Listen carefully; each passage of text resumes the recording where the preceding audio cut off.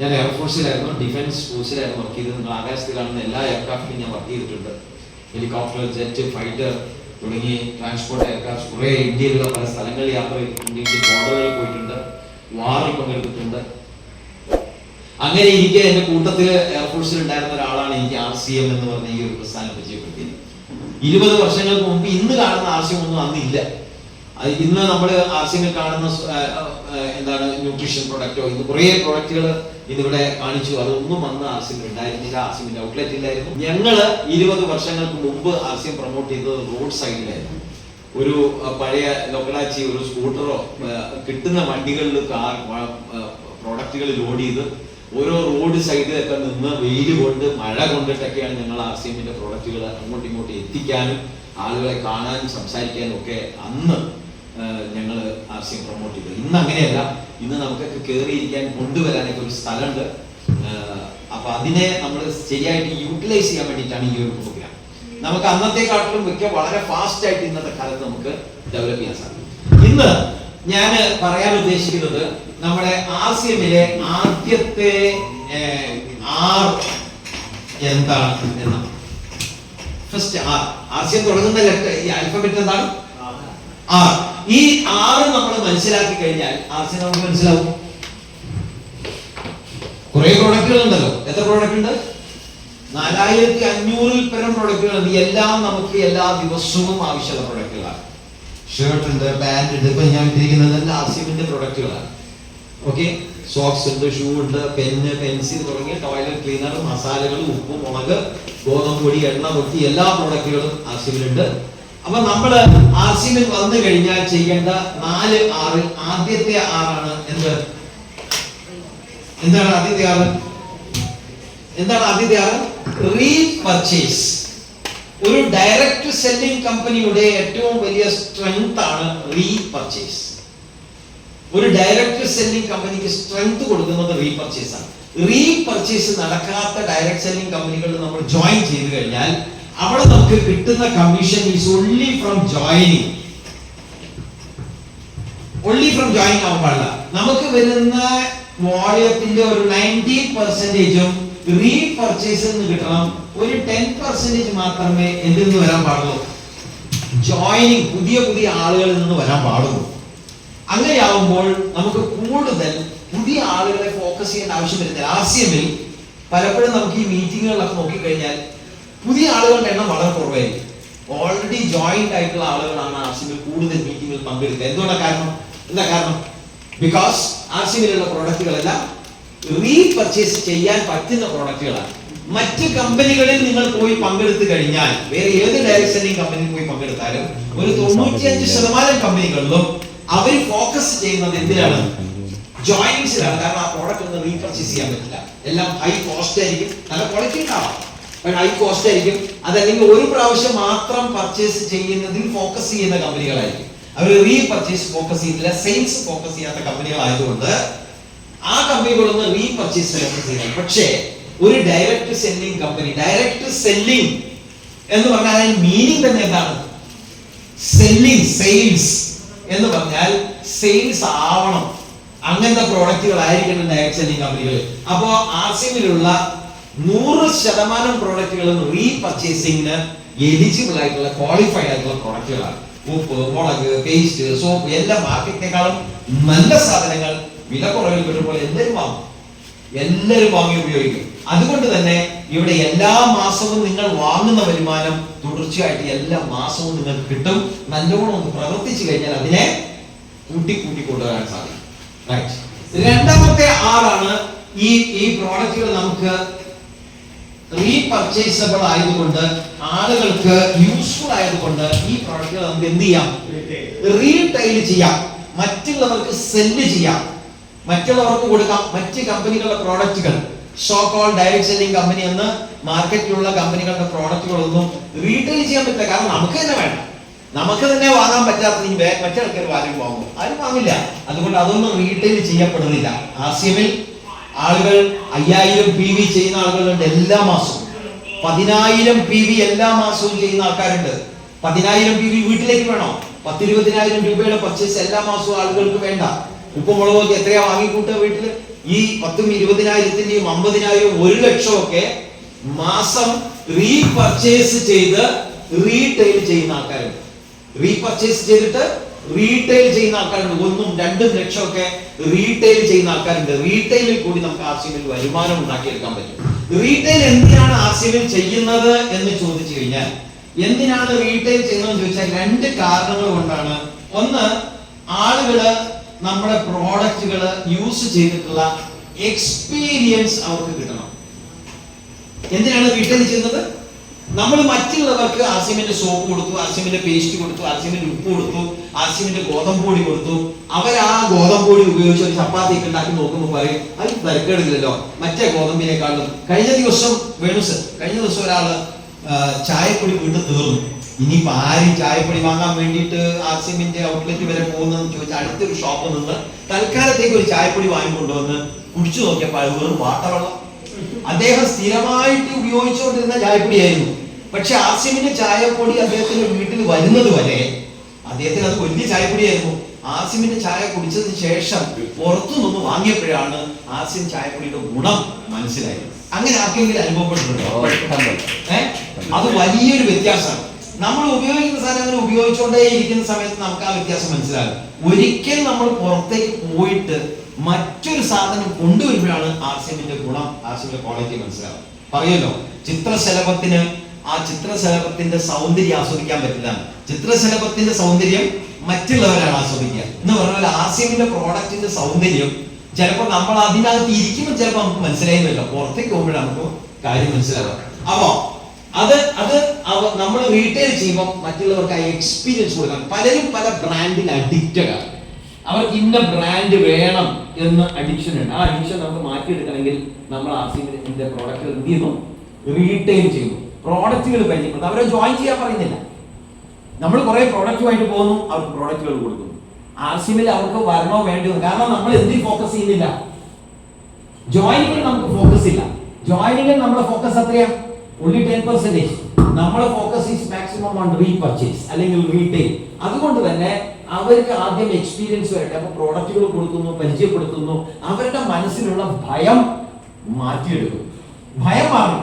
അവർക്ക് ഏറ്റവും കൂടുതൽ മനുഷ്യനുള്ള ഭയം എന്താ? ഒരു മനുഷ്യന്റെ മനസ്സിലെ ഏറ്റവും വലിയ ഭയം എന്താണെന്നറിയോ? മാറ്റം, ചേഞ്ച്. മാറ്റം ഒരു മനുഷ്യൻ പെട്ടെന്ന് ആക്സെപ്റ്റ് ചെയ്യില്ല.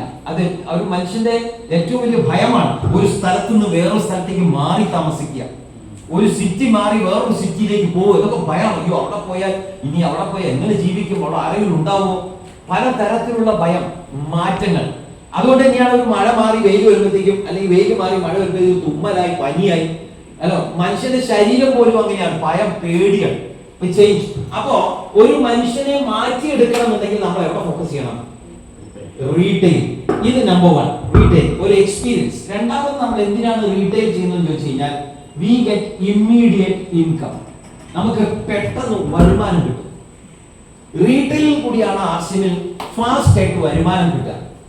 ഏതൊക്കെ തരം വരുമാനം കിട്ടും? റീറ്റെയിൽ കൂടി 20% സ്പോട്ടിൽ കിട്ടും. ഏതാണ്ട് 22% വരെ അക്കൗണ്ടിൽ വരും on the PV, right? DP പ്രൈസിൽ നമുക്ക് 20% വരെ ഓൺ ദ സ്പോട്ട്. 1 ലക്ഷത്തിന്റെ പ്രോഡക്റ്റ് റീറ്റെയിൽ ചെയ്യുന്ന ആൾക്ക് എത്ര കിട്ടും? 20,000 രൂപ മന്ത്ലി വരുമാനം ഉണ്ടാക്കാം. എനിക്കിപ്പോ ഒരു 20,000 റുപ്പീസ് മാസ വരുമാനം വേണമെങ്കിൽ ഞാൻ RCMന്റെ 1 ലക്ഷം രൂപയുടെ പ്രോഡക്റ്റ് വിറ്റാൽ മതി. എല്ലാ ദിവസവും എത്ര രൂപയുടെ പ്രോഡക്റ്റ്? ഒരു 3,000, 3,500, 4,000 റുപ്പീസ്, ഒരു 4,000 രൂപയുടെ പ്രോഡക്റ്റ് ഞാൻ ദിവസവും റീറ്റെയിൽ ചെയ്യാം. ഒരു 25 ദിവസം ഞാൻ 4,000 രൂപയുടെ പ്രോഡക്റ്റ് വിൽക്കുകയാണെങ്കിൽ 1 ലക്ഷം രൂപയുടെ സാധനം. അങ്ങനെ വിൽക്കുന്ന ആൾക്കാരുണ്ടോ? ഇഷ്ടം പോലെ ആൾക്കാർ RCMലുണ്ട്. ഇഷ്ടം പോലെ. ഒന്നൊന്നുമല്ല, 2, 3, 5 ലക്ഷത്തിന്റെയൊക്കെ സാധനം മാസം വിൽക്കുന്ന ആൾക്കാരുണ്ട്. അതാണ്. അതുകൊണ്ട് റീറ്റെയിൽ എന്തിനാണ് എന്ന് ചോദിച്ചു കഴിഞ്ഞാൽ, മറ്റുള്ളവർക്ക് എക്സ്പീരിയൻസ് കിട്ടണം, അവരുടെ മനസ്സിലുള്ള ഭയം മാറണം, അവർ RCMന്റെ പ്രോഡക്റ്റ് എക്സ്പീരിയൻസ് ചെയ്യണം. അതുകൂടാതെ നമുക്ക് എന്ത് വേണം? Immediate income. ഈ മാസം എനിക്ക് ജീവിക്കണമെങ്കിൽ RCMൽ ബിസിനസ്സിൽ വന്നു 5-6 മാസം, 1 വർഷം കഴിഞ്ഞിട്ട് എനിക്ക് 20,000 രൂപ മാസ വരുമാനം കിട്ടിയിരിക്കാൻ, എനിക്ക് ഈ മാസം 20,000 രൂപ വരുമാനം സ്റ്റാർട്ട് ചെയ്യണം. എനിക്ക് ഈ മാസം 20,000 രൂപയുടെ വരുമാനം കിട്ടണമെന്നുണ്ടെങ്കിൽ എവിടെ ഞാൻ ഫോക്കസ് ചെയ്യണം? ഞാൻ റീറ്റെയിലിൽ ഫോക്കസ് ചെയ്യണം. അപ്പൊ ഈ മാസം തന്നെ എനിക്ക് 20,000-30,000 റുപ്പീസ്, 40,000, എനിക്ക് 1 ലക്ഷം രൂപ RCMൽ വരുമാനം ഈ മാസം വേണം. എനിക്ക് കിട്ടും. എവിടെ ഫോക്കസ് ചെയ്താൽ? റീറ്റെയിലിൽ ഫോക്കസ് ചെയ്താൽ, റൈറ്റ്? ഓക്കെ. അപ്പൊ ഇത് ഞാൻ എന്തിനാണ് എക്സ്പീരിയൻസ് ചെയ്ത് കൊടുത്തിരിക്കുന്നത്? That is my third R. മൂന്നാമത്തെ ഞാൻ ഇതുവഴി ആളുകളെ എന്റെ ടീമിലേക്ക് ഞാൻ റിക്രൂട്ട് ചെയ്ത് കൊണ്ടുവരും. ഞാൻ എന്തിനാണ് മറ്റുള്ളവർക്ക് എക്സ്പീരിയൻസ് കൊടുക്കുന്നത്? എന്തിനാണ് ഞാൻ റീറ്റെയിൽ ചെയ്തത്? അവർക്ക് എക്സ്പീരിയൻസ് കിട്ടാൻ വേണ്ടിയിട്ടാണ്. അവർക്ക് എക്സ്പീരിയൻസ് കിട്ടിക്കഴിഞ്ഞാൽ അവരെ ഞാൻ എന്റെ ടീമിലേക്ക് റിക്രൂട്ട് ചെയ്യും. എന്തിനാണ് ഞാൻ റിക്രൂട്ട് ചെയ്യുന്നത്? ഞാൻ ജോയിനിങ് അല്ല ഇപ്പോഴും ഫോക്കസ് ചെയ്യുന്നത്. ഞാൻ ജോയിനിങ് അല്ല ഫോക്കസ് ചെയ്യുന്നത്. ഞാൻ എന്താ ഫോക്കസ് ചെയ്യുന്നത്? I am focusing recruitment. Venu sir പോലീസിൽ ജോയിൻ ചെയ്തു. വേണു സാർ പോലീസിലെ ഇൻസ്പെക്ടർ. സാറ് പോയിട്ട് പോലീസിൽ ജോയിൻ ചെയ്യാണോ ചെയ്തത്? സാറിനെ റിക്രൂട്ട് ചെയ്യാണോ ചെയ്തത്? സാറിനെ റിക്രൂട്ട് ചെയ്യാണോ ചെയ്തത്? അങ്ങനെ പോയിട്ട് പോലീസിൽ ജോയിൻ ചെയ്യാൻ പറ്റില്ല. ഞാൻ ഡിഫൻസിലെ സെൻട്രൽ ഗവൺമെന്റ് എനിക്ക് അവിടെ പോയിട്ട് എന്നെ ഇങ്ങോട്ട് എടുത്തോ എന്ന് പറഞ്ഞു കഴിഞ്ഞാൽ അവരെടുക്കൂല. ആസിമിൽ വന്ന് എന്നെ അങ്ങോട്ട് എടുത്തോ എന്നാണ് നമ്മൾ എടുക്കുമോ? സുഖമായിട്ട് എടുക്കും അല്ലേ? നമ്മൾ സുഖമായിട്ട് എടുക്കും. പക്ഷെ അത് നമുക്ക് ഡിഫൻസിലോ പോലീസിലോ ഒക്കെ അങ്ങനെ പറ്റുമോ? ജോയിൻ ചെയ്യാൻ പറ്റുമോ? ഇല്ല. അവരെന്ത് ചെയ്യണം? അവർ നമ്മൾ അതിന് ക്വാളിഫൈഡ് ആണോ എന്ന് അവർ ഇന്റർവ്യൂ ചെയ്ത് മനസ്സിലാക്കിയതിനു ശേഷം അവർ റിക്രൂട്ട് ചെയ്യാൻ ചെയ്യും. എന്നപോലെ നമ്മൾ ആർസിഎമ്മിലെ ആളുകളെ വെറുതെ എടുക്കരുത്. നമ്മൾ എന്ത് ചെയ്യണം? റിക്രൂട്ട് ചെയ്യണം. എന്താണ് റിക്രൂട്ട്മെന്റ് ജോയിനിങ് തമ്മിലുള്ള വ്യത്യാസം? അവർ ക്വാളിഫൈ ആവണം. എന്ത് ക്വാളിഫൈ ആവണം? ആർസിഎമ്മിന്റെ ചില ബേസിക് കണ്ടീഷൻസ് ഉണ്ട്. നേരത്തെ പ്ലാനിൽ പറഞ്ഞു, കൺസിസ്റ്റന്റ് ആയിട്ട് പർച്ചേസ് ചെയ്യണം, ആർസിഎമ്മിന്റെ പ്രോഡക്റ്റുകൾ നിരന്തരമായിട്ട് ഉപയോഗിക്കണം, ഇത് മറ്റുള്ളവർക്ക് പരിചയപ്പെടുത്തി കൊടുക്കണം. ഇതൊരു വലിയൊരു പ്രസ്ഥാനമാണ്, ഇതൊരു വലിയൊരു സംരംഭമാണ്, ഒരു മൂവ്മെന്റ്. മറ്റുള്ള ആളുകളെ ഹെൽപ്പ് ചെയ്യാനും അവരുടെ വളർച്ചയ്ക്കും ഒക്കെ വേണ്ടിയിട്ട് നമ്മൾ പ്രവർത്തിക്കേണ്ട ഒരു പ്രസ്ഥാനമാണ് ആർസിഎം. നമ്മൾ ആർസിഎമ്മിന്റെ പ്രോഡക്റ്റുകൾ കൊടുത്താൽ മറ്റുള്ളവർക്ക് ആരോഗ്യം കിട്ടുന്നു, അവർ വളരുന്നു, അവർക്ക് ആരോഗ്യത്തിൽ വ്യത്യാസം വരുന്നു, അവരുടെ എക്കണോമിക്കൽ കണ്ടീഷൻ, ഫൈനാൻഷ്യൽ കണ്ടീഷൻസിൽ വ്യത്യാസം വരുന്നു. എപ്പോ വരുന്നു? ആർസിഎം നമ്മൾ അവരുടെ കൂടെ നിന്ന് പ്രവർത്തിച്ച് അവരുടെ വളർച്ചയ്ക്ക് നമ്മൾ കൂടെ നിൽക്കുമ്പോൾ. അങ്ങനെ ചെയ്യാൻ അയാൾ തയ്യാറാണോ എന്ന് മനസ്സിലാക്കിയിട്ട് അയാൾക്ക് ഒരു എൻട്രി കൊടുക്കുന്നതിനാണ് എന്ത് പറയാ? റിക്രൂട്ട്മെന്റ്. വരുന്ന കണ്ട ആൾക്കാരൊക്കെ എന്നാ ചോദിക്കുക, എനിക്കൊരു 500 രൂപയുടെ സാധനം ഉള്ളൂ സാർ, 1500 കൂടി 2000 വലിയ കഷ്ടമാണ്. കുഴപ്പമില്ല, നീ 500 വാങ്ങിയാൽ മതി, ബാക്കി 1500 ഞാൻ ഇട്ടോളാം എന്ന് പറയുന്നത് ജോയിനിങ് ആണ്. ജോയിനിങ്ങിൽ ഫോക്കസ് ചെയ്ത് കഴിഞ്ഞാൽ അടുത്ത മാസം തൊട്ട് അവരെന്താവും? അവർ മുട്ടടാൻ പറ്റും. റൈറ്റ്? അവരെ റിക്രൂട്ട് ചെയ്ത് കഴിഞ്ഞാൽ അവർ 1500, 2500, 5000 അതിലേതെങ്കിലും അവർ ഫോളോ ചെയ്യും. അപ്പൊ നമ്മുടെ ടീമിൽ വരുന്ന ആളുകളെ നമ്മൾ റിക്രൂട്ട് ചെയ്താൽ അവർ പ്രൊഡക്റ്റീവ് ആയിരിക്കും. പ്രൊഡക്റ്റീവ് ആയിട്ടുള്ള ടീമിനെയാണ് പറയുക quality team. Quality team create ചെയ്യാൻ വേണ്ടിയിട്ടാണ് നമ്മൾ ഈ റിക്രൂട്ട്മെന്റ് ആണ്. നമ്മുടെ ടീം എന്ത് ടീം ആയിരിക്കണം? ക്വാളിറ്റി ടീം ആയിരിക്കണം. ക്വാളിറ്റി ഉള്ള ടീം ആയിരിക്കണം. പ്രൊഡക്റ്റീവ് ആയിരിക്കണം. പ്രൊഡക്റ്റീവ് ആയിരിക്കുന്ന ടീം 1000 പേര്, സപ്പോസ് 1000 പേരുടെ ടീം നിങ്ങൾ ക്രിയേറ്റ് ചെയ്തു. അവരുടെ പർച്ചേസ് എത്രയാ? പർച്ചേസ് എത്രയാ? 0. എത്രയാ റിസൾട്ട്? 0. ഈ 1000 പേര് നമ്മൾ ക്വാളിറ്റി ടീം ബിൽഡ് ചെയ്തു. പ്രൊഡക്റ്റീവ് ആയിട്ടുള്ള ടീം ആയിട്ടുള്ള ഒരു റീപർച്ചേസ് ഒരു മിനിമം ലെവൽ 1500 ആണെങ്കിൽ നിങ്ങളുടെ ടേൺ ഓവർ എത്രയാണ്? 15 ലക്ഷം. 15 lakhs. 15 ലക്ഷം. പ്രൊഡക്റ്റീവ് ആയിട്ടുള്ള ടീമും നോൺ പ്രൊഡക്റ്റീവ്, ഇത് ജോയിനിങ് ടീമാണ്, ഇത് റിക്രൂട്ട്മെന്റ് ടീമാണ്. ജോയിനിങ് ടീമിന്റെ റിസൾട്ട് നോക്കൂ, റിക്രൂട്ട്മെന്റ് ടീമിന്റെ റിസൾട്ട് നോക്കൂ. ഇത് പ്രൊഡക്റ്റീവ് ആണ്, ഇത് ക്വാളിറ്റി ആണ്, ഇത് വെറും ജോയിനിങ് ടീമാണ്. ഇത് ക്വാളിറ്റി ഇല്ല, ജസ്റ്റ് പിടിച്ച് ചേർത്ത്. എനിക്ക് കുറെ ആളുകളെ വേണം, ഞാൻ ഓടിച്ചിട്ട് കുറെ എണ്ണത്തിനെ വട്ടം ഇട്ട് പിടിച്ച് ചേർത്തു, അവരെല്ലാം മുട്ടയിട്ടിട്ട് വലിയൊരു ആന മുട്ട എനിക്ക് കിട്ടും. അതേസമയം ഞാൻ ഒരു പ്രൊഡക്റ്റീവ് ക്വാളിറ്റി ടീമാണെന്നുണ്ടെങ്കിൽ എനിക്ക് എന്ത് കിട്ടും? എന്റെ അക്കൗണ്ടിലേക്ക് എന്തെങ്കിലുമൊക്കെ വന്ന് വീഴും. അതുകൊണ്ട് നമ്മൾ എവിടെ ഫോക്കസ് ചെയ്യണം? റിക്രൂട്ട്മെന്റ്. നാലാമത്തത് എന്താ? നാലാമത്തതാണ് ഈ 3, 6 നമ്മൾ കുറച്ച് തെറ്റ് അവിടെ ഇവിടെ ചെയ്താലും കുഴപ്പമില്ല. പക്ഷെ ഈ നാലാമത്തതിൽ എന്തെങ്കിലും ഫോൾട്ട് വന്നു കഴിഞ്ഞാൽ എന്റെ കംപ്ലീറ്റ് നെറ്റ്വർക്ക് ഡാമേജ് ആവും. അതിനാണ് പറയാ റീടെയിൻ. എന്താ പറയാ? റീടെയിൻ. എന്റെ കൂടെ വന്ന ആളുകൾ ഒരു കാരണവശാലും എന്നെ വിട്ടുപോകാൻ പാടില്ല. എന്റെ കൂടെ വരുന്ന ആളുകൾ 1000 പേരുടെ ഒരു ടീം എനിക്ക് ക്രിയേറ്റ് ചെയ്യണമെന്നുണ്ടെങ്കിൽ ഞാൻ കൊണ്ടുവരുന്ന 10 പേര് എന്റെ കൂടെ ഉണ്ടാവണം. ആ 10 പേരിൽ കൂടെ വരുന്ന 100 പേര് എന്റെ കൂടെ ഉണ്ടാവണം. ആ 100 പേരിൽ കൂടി വരുന്ന 1000 പേരും എന്റെ കൂടെ എനിക്ക് പിടിച്ചു നിർത്താൻ പറ്റിയാൽ അതിനാണ് പറയാ റീടെയിനിങ്. വന്ന ആൾ വിട്ടുപോകാൻ പാടില്ല. അങ്ങനെ വന്ന ആളുകൾ, കാരണം ഒരാളെ പഠിപ്പിച്ച് കാര്യങ്ങൾ മനസ്സിലാക്കി ന്യൂട്രീഷൻ എന്താണ്, ഹരിസഞ്ജീവനി എന്താണ്, കീസോൾ എന്താണ്, കോസ്മെറ്റിക്സ് എന്താണ്, മറ്റു കോസ്മെറ്റിക്സുമായിട്ടുള്ള കമ്പാരിസൺ, ഹരിസഞ്ജീവനിയുടെ ഓർഗാനിക് ആപ്ലിക്കേഷൻ, മണ്ണില് വാഴയ്ക്ക് എങ്ങനെ കൊടുക്കണം, ജീരയ്ക്ക് എങ്ങനെ കൊടുക്കണം, നെല്ലിന് എങ്ങനെ കൊടുക്കണം, പച്ചക്കറികൾക്ക് എങ്ങനെ കൊടുക്കണം, ഏത് പ്രോഡക്റ്റ് ഏതിന് എങ്ങനെ സ്പ്രേ ചെയ്യണം, എത്രയാണ് മിക്സിങ്, ഇതിനൊക്കെ സമയം എടുത്തു പഠിക്കാൻ. ഒരു തൈറോയ്ഡ് പേഷ്യന്റ് എന്തൊക്കെയാണ് കൊടുക്കേണ്ടത്, ഓയിലിന്റെ ഇൻഗ്രീഡിയന്റ് എന്താണ്, ആന്റി ഓക്സിഡന്റ് പറഞ്ഞാൽ എന്താണ്, ഇതൊക്കെ ഒരാളെ പഠിപ്പിച്ചു കൊടുക്കണമെന്നുണ്ടെങ്കിൽ എളുപ്പമുള്ള കാര്യമല്ല. ആന്റി ഓക്സിഡന്റ് ഗാമ ഒറിജിനോൾ ന്യൂട്രാസ്യൂട്ടിക്കൽ ഇതിൽ വരുന്നതാണ്. ആ ന്യൂട്രാസ്യൂട്ടിക്കൽ വരുന്ന ആന്റി ഓക്സിഡന്റ് ആർക്ക് കൊടുക്കാം, എപ്പോ കഴിക്കണം, ഏത് വയസ്സിൽ കൊടുക്കാം, ആണുങ്ങൾക്ക് എത്ര കഴിക്കണം, പെണ്ണുങ്ങൾക്ക് എത്ര, ഹാർട്ട് പേഷ്യന്റ് കൊടുക്കാവോ, പാരാലിസിസ് ഉള്ള ആളുകൾക്ക് കൊടുക്കാവോ, ഇതെല്ലാം ഒരാളെ പഠിപ്പിച്ച് അയാളെ വളർത്തി ഒരു ലെവലിൽ കൊണ്ടുവരണം. 1-2 വർഷം എടുക്കും. വേണോ വേണ്ടിയോ? ഒരാൾ ഡോക്ടർ ആവണമെങ്കിൽ എത്ര വർഷം വേണം? ഒരു MBBS കംപ്ലീറ്റ് ചെയ്യാൻ 5 വർഷം എടുക്കും. ആ 5 വർഷത്തിൽ അയാൾ തിയറി പഠിക്കണം, പ്രാക്ടിക്കലി പഠിക്കണം, കുറെ ആളുകളെ കീറണം, മുറിക്കണം, കുറെ തവളനെയാണ് ആദ്യം മുറിപ്പിക്കുക. പിന്നെ ചാകാനായിട്ട് കുഴിയിലേക്ക് കാലിട്ടിരിക്കുന്ന ആളുകളെ ഒന്ന് ടെസ്റ്റ് ചെയ്യാൻ വേണ്ടി കൊടുക്കും. ആരും വേണ്ടേ ആവാം, ഇതിലൊക്കെ നമ്മളൊക്കെ പെടാം, ഒന്നും പറയാൻ പറ്റില്ല. ഒക്കെ കീറി മുറിച്ചൊക്കെ പണിഞ്ഞ് പരിച്ച് അയാൾ ഒരു ഡോക്ടർ ആയതിനു ശേഷം അയാൾ എന്തെങ്കിലും ക്ലറിക്കൽ പണിക്ക് പോയാലുണ്ടോ? അയാളെ ഡോക്ടറായിട്ട് നമുക്ക് റീറ്റെയിൻ ചെയ്യാൻ പറ്റണം. വേണോ വേണ്ടിയോ? അതേപോലെ നമ്മളെ ടീമിൽ വന്ന ഒരാളെ പഠിപ്പിച്ച് അയാളെ ഒരുമാതിരി തരക്കേടില്ലാത്ത ഒരു ലീഡറാക്കി മാറ്റിയിട്ട് അയാളുമായിട്ട് എന്തോ ഒരു വാഗ്വാദം വന്നു, ഫ്രിക്ഷൻ വന്നു, അയാൾ വിട്ടുപോയി. എന്റെ 2 വർഷത്തെ മെനക്കെട പോയി. ഹലോ, റീറ്റെയിനിങ്, വലിയ നെറ്റ്വർക്ക് ബിൽഡിംഗ്, ബിഗ് നെറ്റ്വർക്ക്, വലിയ നെറ്റ്വർക്ക്, ബിഗ് നെറ്റ്വർക്ക് ബിൽഡ് ചെയ്യുന്ന ആളുകൾ ഫോക്കസ് ചെയ്യേണ്ട ഏറ്റവും ഇമ്പോർട്ടന്റ് ആയിട്ടുള്ള ഒരു ഏരിയ, ഒരു മേഖലയാണ് റീറ്റെയിനിങ്. അതൊരു സ്കില്ലാണ്. ഇത് നമ്മുടെ കൂടെ വരുന്ന ആളുകളെ എനിക്ക് റീറ്റെയിൻ ചെയ്യണമെന്നുണ്ടെങ്കിൽ ഞാൻ പഠിക്കേണ്ട ഒരു വലിയ ഒരു സംഭവമാണ് എന്താണ് മെയിൻറ്റെയിനിങ് റിലേഷൻഷിപ്പ്. ആളുകളുമായിട്ട് ബന്ധം എന്നും നിലനിർത്താൻ ഞാൻ പഠിക്കുന്നത്. എന്റെ കൂടെ വരുന്ന ആളുകൾ തുടക്കത്തിൽ ഞാൻ പറയുന്നത് കേൾക്കും. കാരണം എന്താ, അവർക്കൊന്നും അറിയില്ല. അവർ എവിടെയൊക്കെയോ വേറെ മേഖലയിൽ പ്രവർത്തിച്ച ആൾക്കാരായിരുന്നു. അവർ ആസിയയിലേക്ക് വന്നപ്പോൾ അവർക്കൊന്നും അറിയില്ലായിരുന്നു. അന്ന് എന്ത് വേണമെങ്കിലും എനിക്ക് പറയാം, അവരെന്നെ മൂടി കേൾക്കും.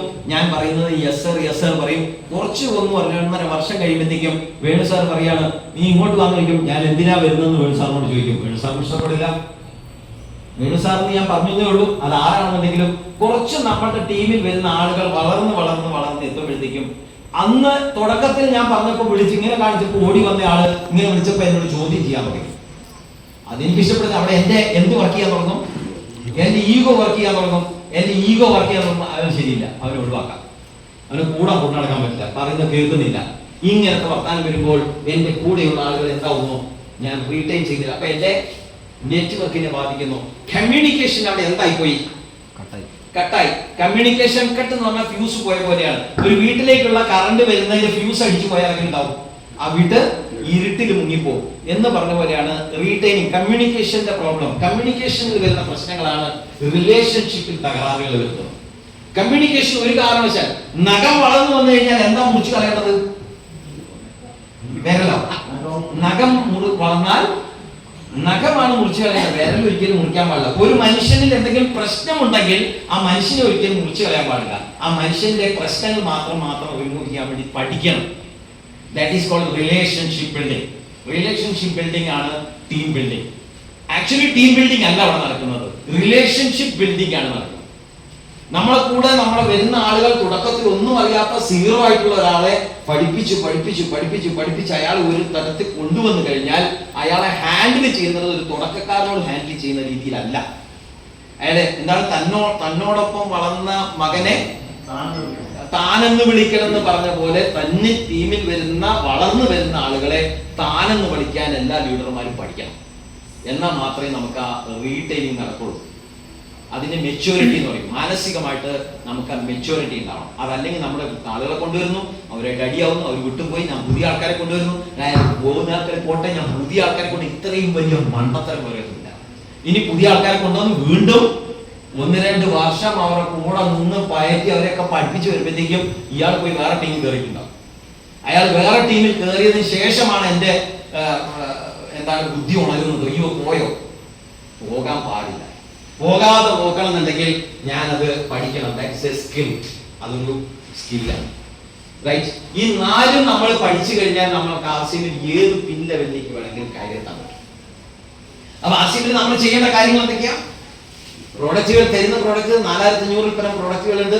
എല്ലാം മാർക്കറ്റിനേക്കാളും നല്ല ക്വാളിറ്റി, വില റീസണബിൾ ആയതുകൊണ്ട് നമുക്ക് പർച്ചേസ് ആഫ്റ്റർ പർച്ചേസ് റീപർച്ചേസ് ചെയ്യാം. അതിൽ ഇഷ്ടം പോലെ ബെനിഫിറ്റുകൾ ഉണ്ട്, ഫ്രീ പ്രോഡക്റ്റുകൾ ഉണ്ട്, ഡിസ്കൗണ്ട് ഉണ്ട്. ആ പ്രോഡക്റ്റുകൾ റീപർച്ചേസബിൾ ആയതുകൊണ്ട് നമുക്ക് റീറ്റെയിൽ ചെയ്യാം. ആ റീറ്റെയിലിൽ കൂടി നമുക്ക് ആളുകളെ നമ്മുടെ ടീമിലേക്ക് റിക്രൂട്ട് ചെയ്ത് കൊണ്ടുവരാം. അങ്ങനെ നമുക്കൊരു നല്ല ക്വാളിറ്റി ടീമിനെ ബിൽഡ് ചെയ്തിട്ട് അവരെ നമ്മുടെ കൂടെ നിലനിർത്താൻ പറ്റിയാൽ ആർസിഎമ്മിൽ ഇന്ന് ഇവിടെ കണ്ട ഏത് പിൻ ലെവലിലേക്കും കയറി നമുക്കൊരു ഫൈനാൻഷ്യൽ ഫ്രീഡം എൻജോയ് ചെയ്യാൻ പറ്റും. റെഡിയാണോ? ഇത്രയും എളുപ്പത്തിൽ ബിൽഡ് ചെയ്യാൻ പറ്റുന്ന ഒരു നെറ്റ്വർക്ക്, ഇത്രയും എളുപ്പത്തിൽ മറ്റുള്ളവരെ കൺവിൻസ് ചെയ്യാൻ പറ്റുന്ന ഒരു ഡയറക്ട് സെല്ലിംഗ് കമ്പനി ഇന്ന് വേറെ ഇന്ത്യയിൽ ഉണ്ടോ എന്ന് ചോദിച്ചു കഴിഞ്ഞാൽ എനിക്കറിയില്ല. ഇല്ല എന്ന് തന്നെ പറയാം.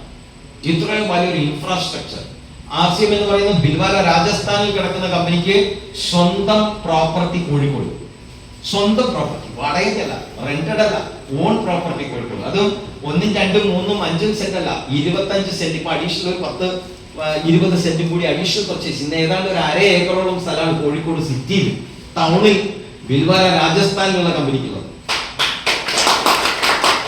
അവർക്ക് വേണമെന്നുണ്ടെങ്കിൽ കോഴിക്കോട് ഒരു റെന്റഡ് പ്രോപ്പർട്ടിയിൽ നടത്താമായിരുന്നു അവരുടെ ബിസിനസ്.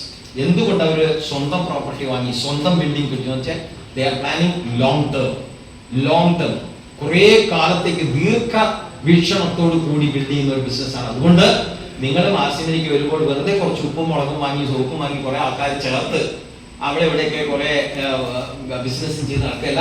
നമുക്കും ഒരു വിഷൻ ഉണ്ടാവണം, നമുക്കൊരു ഫോക്കസ് ഉണ്ടാവണം. അടുത്ത 1-2 വർഷം കൊണ്ട് എനിക്ക് ആർസിഎമ്മിൽ എവിടെ എത്തണം, എത്ര പേരെ ഞാൻ ആവശ്യപ്പെട്ടുണ്ടാവണം, ഏത് പിൻ ലെവലിലേക്ക് ഞാൻ കയറി വരണം, എന്റെ മന്ത്ലി ഇൻകം എത്ര ആയിരിക്കണം അടുത്ത 1-2 വർഷം കൊണ്ട് എനിക്ക് ആർസിഎമ്മിൽ നിന്ന് നേടണം എന്നൊരു തീരുമാനം എടുത്തുകൊണ്ട് വേണം ആർസിഎമ്മിലേക്ക് ഒരാൾ കാല് വയ്ക്കാൻ.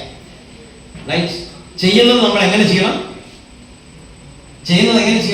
ഫുൾ കമ്മിറ്റ്മെന്റോട് കൂടി ചെയ്യണം. ബുദ്ധൻ പറഞ്ഞെന്താണ്? പാതി മനസ്സിൽ എന്ത് ചെയ്താൽ എത്ര കിട്ടും?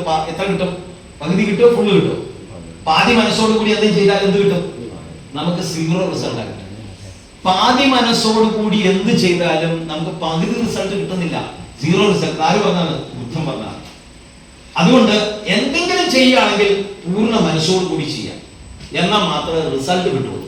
പകുതി മനസ്സോട് കൂടി ആരെങ്കിലും ഒരാൾ വന്നു, തള്ളി ഉന്തി, അപ്പൊ കുറച്ച് മീറ്റിങ്ങിന് വന്നു, ഇരുന്നു, കുറച്ച് ചെയ്തു, കുറച്ച് വിട്ടു, കുറച്ച് വേറെ എന്തിരിക്കോ പുറകിൽ പോയി, കുറച്ച് വേറെ കല്യാണത്തിന് പോയി, കുറച്ച് പോയി കുട്ടിക്കൂടലിൽ പോയി, പിന്നെ ഇടയ്ക്ക് ഇവിടെ വന്നു, അങ്ങനെ ചെയ്തുകൊണ്ട് കാര്യമില്ല.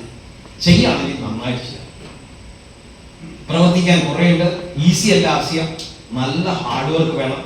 കുറെ പ്രോഡക്റ്റുകൾ നോക്കേണ്ടി വരും, കുറെ പ്രോഡക്റ്റുകൾ അങ്ങോട്ടും ഇങ്ങോട്ടും ഒക്കെ ട്രാൻസിറ്റ് ചെയ്യേണ്ടി വരും. നല്ലോണം അധ്വാനിക്കണം, നല്ലോണം വിയർക്കണം. വിയർപ്പിന്റെ അസുഖമുള്ള ആളുകൾക്കുള്ള ബിസിനസ് അല്ല ആർസിഎം. അപ്പോൾ നമുക്ക് ഒന്നിച്ച് പ്രവർത്തിക്കാം. ആർസിഎമ്മിന്റെ നമുക്ക് നമ്പർ 1 വരാം. Thank you very much. Jaya.